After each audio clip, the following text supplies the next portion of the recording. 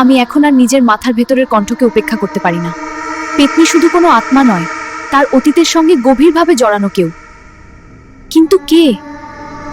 প্রাসাদের পুরনো অংশে একটা কক্ষ আছে, যেখানে বহু বছর ধরে কেউ যায় না। দরজাটা সবসময় বন্ধ থাকে, আর দাসীরা বলে ওখানে গেলে শব্দ শোনা যায়।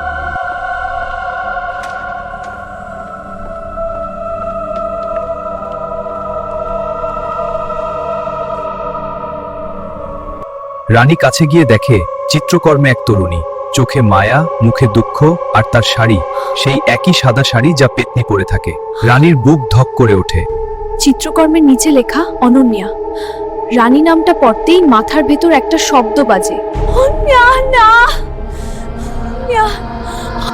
আমার মনে হচ্ছে এই নামটা আমি বহুবার শুনেছি, কিন্তু ঠিক মনে করতে পারছি না।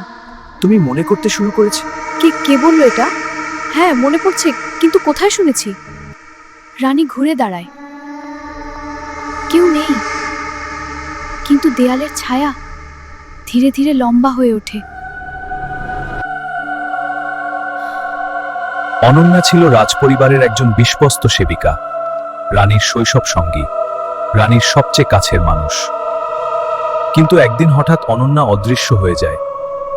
কেউ বলে সে পালিয়েছে, কেউ বলে সে মারা গেছে, কেউ বলে সে অভিশপ্ত হয়েছিল। রানীর মাথা ঘুরে ওঠে। সে মনে করতে পারে না তার শৈশবে এমন কেউ ছিল, কিন্তু নথি বলছে ছিল। রানী রাতে ঘুমাতে পারে না। হঠাৎ তার মাথায় একটা দৃশ্য ভেসে ওঠে। একজন রানী, অনন্যা।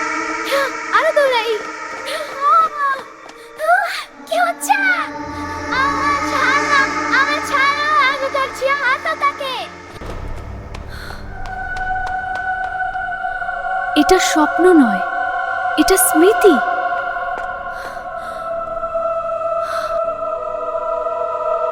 তুমি আমাকে ভুলে যাওনি রানী, তোমাকে ভুলিয়ে দেওয়া হয়েছিল।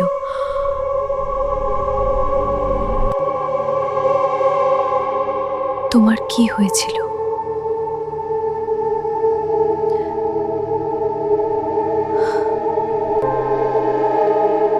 আমি তোমার জন্য মরেছিলাম, আর এখন তোমার ভেতরেই বেঁচে আছি। রানী, বুঝতে পারছো? হ্যাঁ, আমি কোনো দুষ্ট আত্মা নই, প্রতিশোধ নিতে আসিনি। তাহলে কেন এসেছ?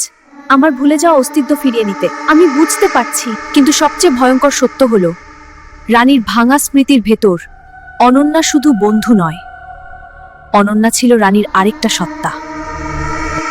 একটা সত্তা যাকে রাজদরবার অশুভ বলে চাপা দিয়ে রেখেছিল, এবং এখন সেই সত্তা ফিরে এসেছে আমাদের সবাইকে ধ্বংস করতে।